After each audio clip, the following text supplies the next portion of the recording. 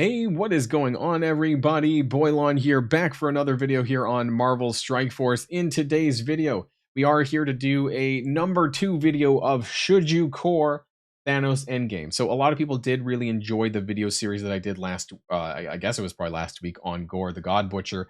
We're going to be doing this here again here for Thanos because he is going to be coming out on Friday at 2 p.m. And I want to answer the question that a lot of people might be wondering is, should you use your power cores on Thanos? Now, before we go any further, though, I do want to make it very clear that there is going to be a power core event next Monday. So if you're thinking about coring for him, I would consider holding off until that event so that you can double dip for it.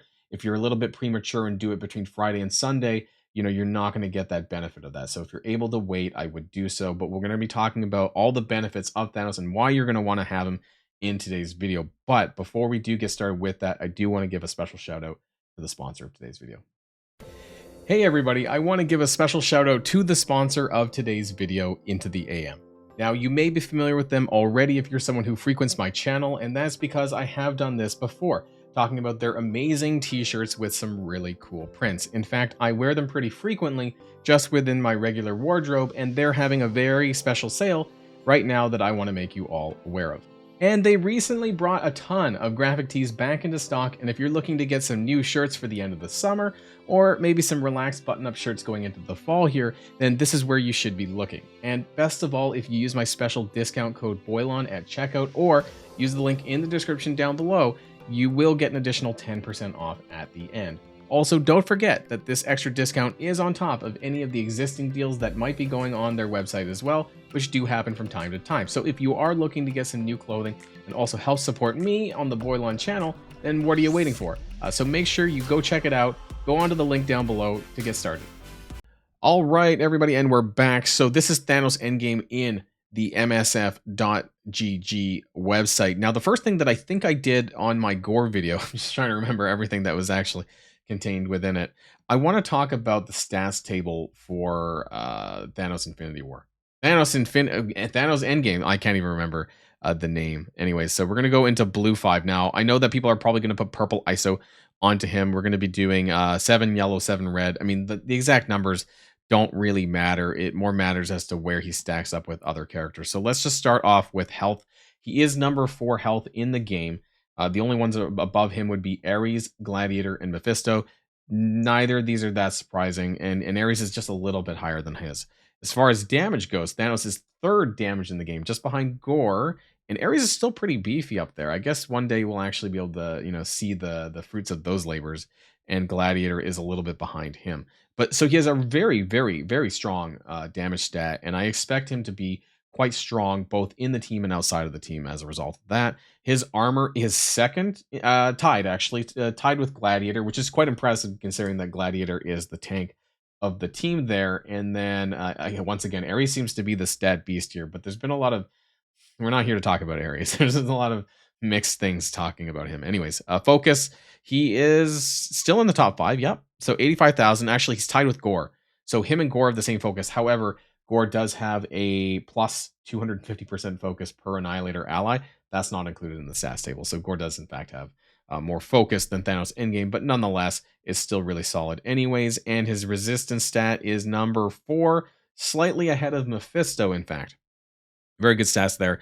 And his speed, I think it's not as fast. I'm going to have to find it. Number 58 at 123. What's interesting, though, is it does actually inch out over some of these 122 characters, which is Apocalypse on the base speed as well there. So there you go. That's Thanos' endgame stats. I mean, not super surprising because a lot of these newer era characters, especially from Ares onwards, have some pretty crazy stats. So Thanos endgame is a villain, cosmic skill. Make sure that we understand that he's a skill character. So if you are saving up for Thanos, that you are saving up your skill gear to actually take him up to G19, G18, wherever you are in the game, as high as you probably want to, right? So once you unlock him, the Annihilator characters are characters that you want to max out ASAP.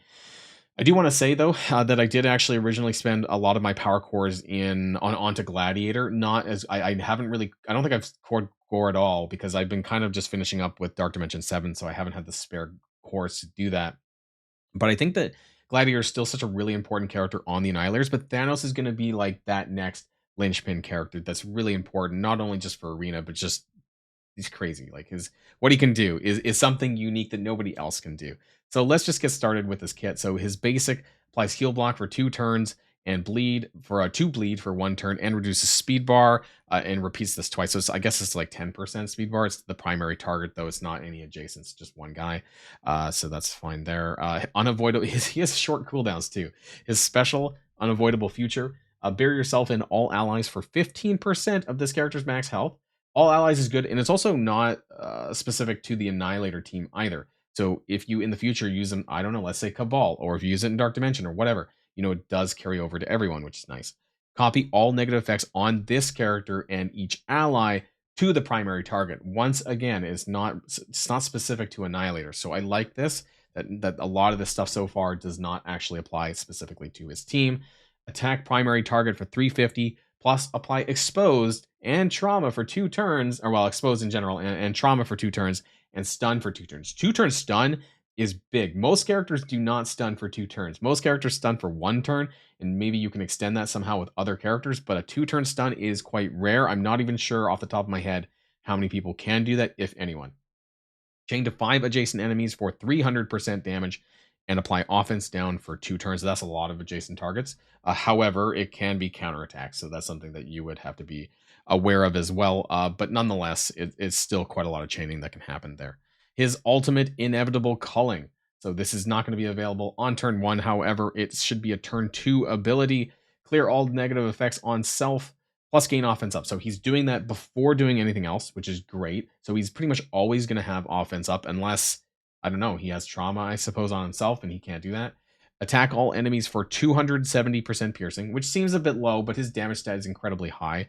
Reduce the duration of all positive effects on each enemy by 2, plus apply defense down for 2 turns and heal block for 2 turns, and then any positive. So this is that new mechanic that we've been talking about, that essentially it obliterates safeguard. So if there's any safeguard that's 2 turns or less, he's going to wipe all those buffs out, and it's the way that they're dealing with safeguard now. It's essentially a decay system. It's a buff decay system. So anything that's 2 turns or less is going to be gone through this ultimate, and this attack ignores offense up, or defense up. So he's going to have offense up, and it ignores defense up. So it's piercing as well. It's going to do a lot of damage when this hits. Like, this is a very big move. It is 7 energy. So it will be a bit tougher to get back around, but not completely, because when we look at his passive, he's going to be insane for places like Dark Dimension. Like, as soon as you unlock him, if you haven't gone through things like Dark Dimension 7 Cosmic yet, the Annihilators, and specifically Thanos, is going to be a character that is going to replace Vol. We'll talk about that as well, and why this is going to be so great. The first time this character drops below 50% health here, clear all negative effects on self and all Annihilator allies. But this is the big thing. Now, if you've been fighting up against Thanos Endgame in the Orcus raids, because I believe he's both in the Mystic section and in the tech section. Maybe he's just in the Mystic section. I know for sure in the Mystic section. I haven't done the tech section as frequently, so I know he's in there, right? And then when you drop below 50% health, he does this big AoE, and it basically clears all of your buffs. You're probably used to seeing that by now. So reduce the duration of all positive effects by 5. So it's just like, right? Like, I guess some buffs can get that high, but it is a guaranteed way to clear it. But it's only the first time. So this only happens once per battle. So that's more of like an arena gig. I mean, it's going to happen in other game modes, but it's primarily an arena function, I think, there. Attack all enemies for 400% piercing plus 30% drain. Now, why I think this is so crazy is the damage. He might not have offense up, but it is more damage than his ultimate does. So that, I mean, it doesn't ignore defense up, I suppose, but it's still going to be like pretty close to the same amount of damage that his ultimate has. And if he happens to have offense up through other means, this is going to be really crazy. This attack gains 1000% extra focus, is unavoidable, and cannot be blocked. Now, this kind of insinuates that it could be resisted, but given the fact that he gets 1000% extra focus, I think very few people would resist this. As far as the duration of positive effects, if that can be resisted, and there would only be a handful of people that probably would. I have not used them enough to really understand whether or not this is possible. I know that you can resist getting your charges removed and things like that when people were using Gore against Black Knight. But as far as this goes, I think that it's probably gonna land. Like, there's a lot of extra focus there. And then once per turn, this is really good and what's going to make him very strong as a character in Dark Dimension. Once per turn, when any enemy with exposed is attacked, generate 1 ability energy for 2 random allies or self that were not at full energy on the start of the current turn. This is kind of like a Vol's exposed mechanic, except better, because now it's giving ability energy to your other allies on your team, whereas in Dark Dimension, Vol was only giving it to themselves. Now in raids, Bifrost gives it to everyone, but in Dark Dimension specifically, though, Vol was only just fueling their own energy. And so now with Thanos, you get that exposed out. I mean, you're probably unless you're probably not running Vol anyways. You're not going to run Vol and Thanos because I think it's too much osmium, which we'll talk about as well. But nonetheless, this is a better version of that, and that's just going to be really good. Which does apply on the special, right? Which is on a cooldown of 3. So yes, it's not as easy to apply as Vol's basic if that lands, but still on a cooldown of 3, that's pretty good, and it's fueling energy for other characters as well, which is really, really great. And specifically in Arena, enemies cannot gain immunity. So this is another big, piece of the pie, I suppose, of the Annihilator Arena team. And this character and all Annihilator allies cannot gain trauma. Now, that's a pretty big thing, and I do want to just really make a quick nod to my Odin video that I put out, because Odin also cannot gain trauma. So when you have the 3 Annihilators and you have Odin, like basically nobody can have trauma applied to them. So that'll be pretty interesting. And again, enemies cannot gain immunity, which I think goes with Gladiator's kit with all the different... So this character and all Annihilators allies cannot gain slow with Gladiator on the field. And I believe Gore maybe just blocks assists. Oh, cannot gain bleed. So no bleeds, no slows, no immunities, and lowers assist chance, right? So when you have the full team, like, it's going to be pretty bonkers. But Thanos and not being able to gain trauma is pretty insane, because then they cannot cleanse, right? Whereas this part here, right, clear all negative effects on the Annihilate, this is going to be really important. So considering that nobody can have trauma, they will be able to cleanse everything else that they have on them at the time. So his kit is going to be super important. I mean, they're all important, but Thanos is going to be even more important. If I had to guess, Gladiator I still think is like one of the most important to have high, and then it's going to be Thanos, and then it's going to be Gore. That's just my opinion. I would go Gladiator, Thanos, Gore. Obviously, it's too late for you to core Gladiator, but if I had to say between Gore or Thanos, it's definitely going to be Thanos, if I had to say that. So let's take a look at his gear requirements as well. I want to take a quick look at that one on the right-hand side here. So you can see that he is skill, and he does require 3 gear pieces in the focus, in the damage, and in the health categories of stuff. And also he does require osmium. So this is going to be really important. So if you've been considering whether or not to upgrade Vol, if you are going to spend power cores on unlocking Thanos endgame, I think it's going to be really important that you consider this so that you can actually get him upgraded ASAP, whether it's G18 or G19. So do not spend your osmium on Vol, in my opinion. Hold out and upgrade Thanos endgame, who is going to be much better. Now, as far as like what I think would be for his ISO, I don't actually think that it's a decent ISO attack.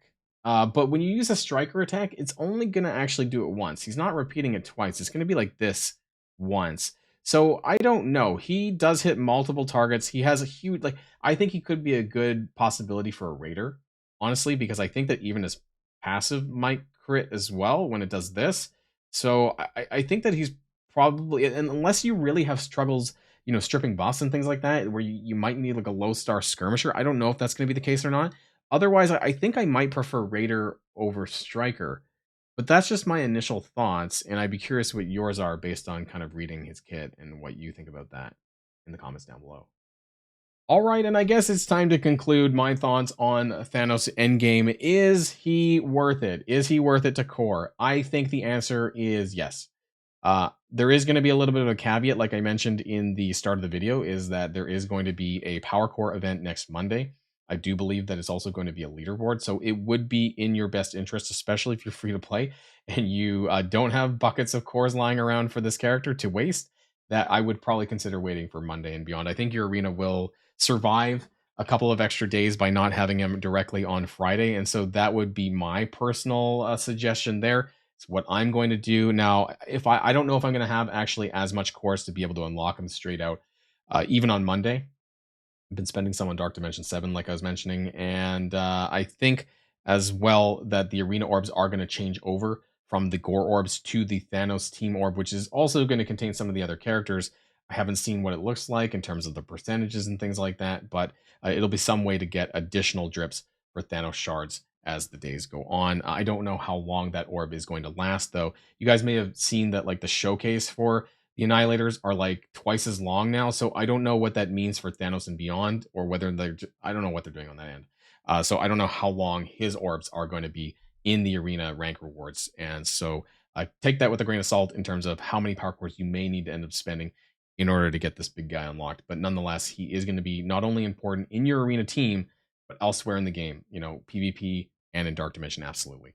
So that's going to be the end of this video. I want to give a special thanks to Into the AM for sponsoring this video. Make sure that you check the link in the description down below. Follow along or input code Boilon when you buy some shirts. These are honestly really, really great. This is part of my regular wardrobe. I love the designs. Hey, it almost looks like Odin. No, Thor, probably. Anyways, with Mjolnir. So it's just crazy, crazy good. I love this stuff. And if you want to pick some up, follow the link in the description down below. That's going to be the end of this video, everyone. And until next time, stay safe and healthy, and I'll see you all later. Boilon signing out.